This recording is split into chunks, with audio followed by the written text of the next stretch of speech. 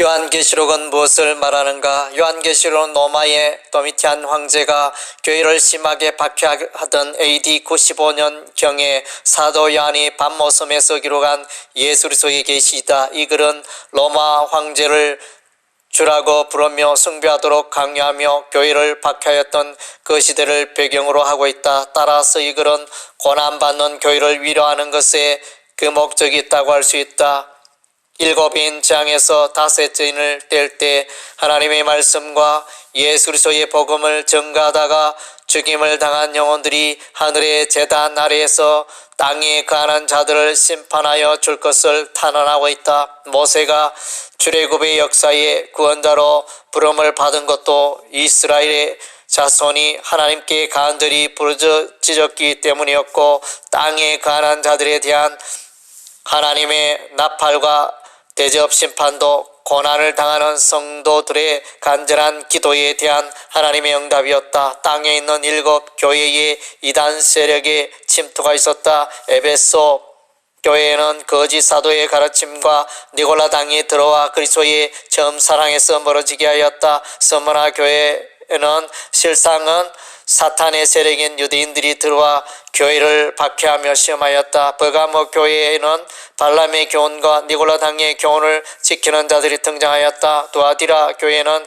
여자 이스벨이 등장하여 음행으로 이끌며 우상의 제물을 먹게 하였다. 필라델비아 교회에는 자칭 유대인이 하는 사단의 회당이 있었다. 이러한 사단의 공격을 인하여 교회가 여러 어려움을 당하지만 죽음을 이기고 부활하셔서 사망과 음부의 열쇠를 가지신 그리스도께서 7 금촛대를 상징하는 그의 교회를 돌보시며 함께 하시며 그 대적을 이기게 하신다. 하늘에 계신 삼위일체 하나님께서 그의 교회를 대적하는 악의 세력에 대하여 마침내 심판하시고 멸망에 이르게 하신다. 사도 요한은 4장과 5장에서 모든 역사의 주관자가 되시는 하나님과 그의 보좌와 7 영이신 성령님과 어린 양이신 예수 그리스도를 보여주고 있다. 그의 교회를 대적하는 악의 세력을 심판하는 두루마리를 보여준다. 악인들을 향한 하나님의 심판의 근거는 십자가 복음이다. 어린 양 예수 그리스도이며 헬라어 아르니온으로 표현되어 있다. 이 단어는 주로 요한계시록에서만 사용되고 있는데 무려 27번이나 나타나고 있다. 희생 제물로 드려진 어린 양은 주로 헬라어 암노스로 사용되지만 무지와 순교를 나타내는 어린 양은 아르니온으로 사용되고 있다. 보좌에 앉으시니 오른손에 두루마리를 취할 자격은 하늘 위에나 땅 위에나 땅 아래에 오직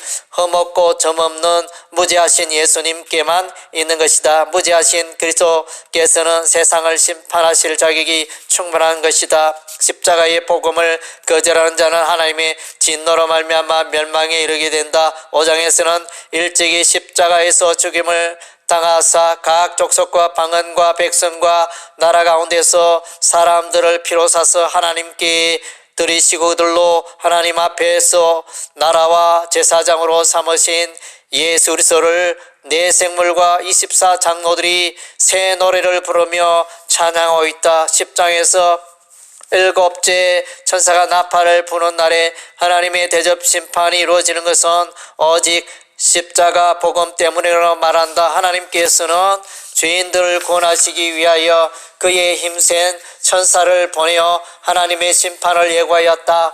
다시 한번 복음 전파의 중요성을 일깨우며 천사의 작은 두루마리 먹어버린 사도 요한에게 복음의 전파를 부탁하였다. 6째 천사가 나팔을 부니 마병대에서 나오는 불과 연기와 유황으로 말미암아 사람 3분의 1이 죽었지만 이 재앙에 죽지 않고 남은 사람들은 여전히 회개하지 아니하고 우상에게 절하며 살인과 복술과 음행과 도둑질을 그치지 않았다.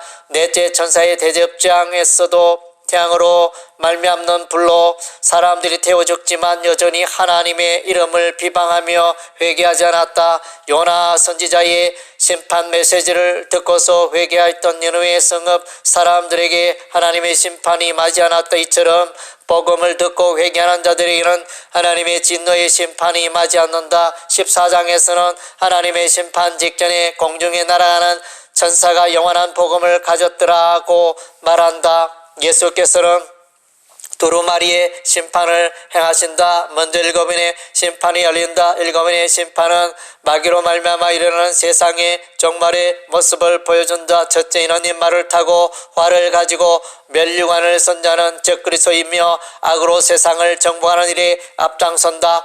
둘째인에서 붉은 말을 탄 자는 전쟁을 일으킨다. 셋째인에서 검은 말을 탄 자는 기근을 일으킨다. 넷째인에서 정학생 말을 탄 자는 사망의 면부가 따른다. 다섯째 인에서 복음을 전가하다가 순교한 자들이 등장한다.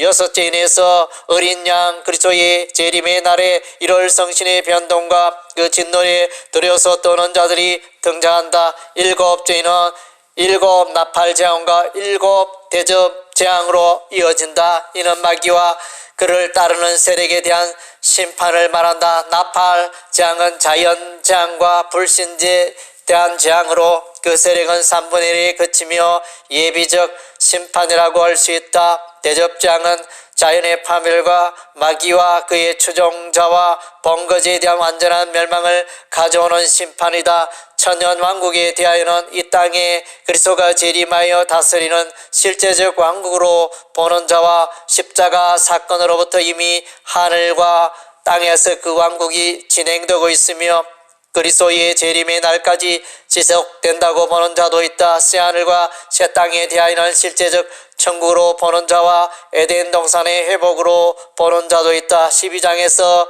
해를 옷 입은 여자는 교회를 말하며 일곱 왕가를 선 일곱 머리에 일곱 뿔을 가진 붉은 용은 교회를 대적하는 자이다.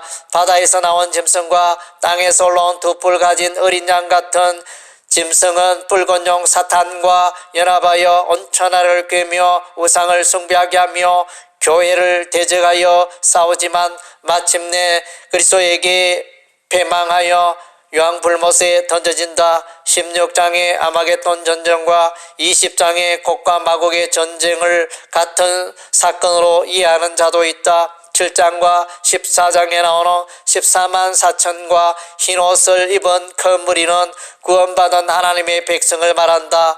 세상에서 교회는 환난을 당하지만 반드시 사탄을 이기고 승리한다. 그리스도의 입에서 나오는 예리한 금 앞에서 모든 대적은 무너진다.